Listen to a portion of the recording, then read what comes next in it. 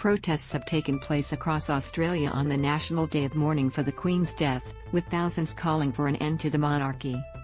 In Melbourne CBD, more than 1,000 marched from Birrarung Marr to Parliament House holding Aboriginal flags and banners.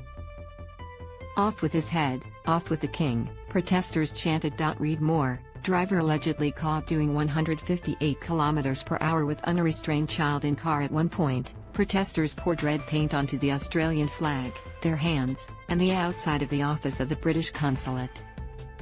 In Brisbane, protesters cheered as they burned an Australian flag outside the British consulate, while other groups of demonstrators shut down parts of the city. In Sydney, hundreds gathered outside Town Hall in the CBD, and in Marrickville in the Inner West, a tribute to Queen Elizabeth II was painted over with the colours of the Aboriginal flag. Similar protests took place in Adelaide and Canberra.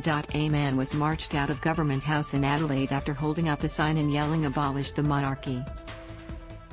He signed the same phrase in a condolence book inside and has been banned from Government House for 24 hours as a result.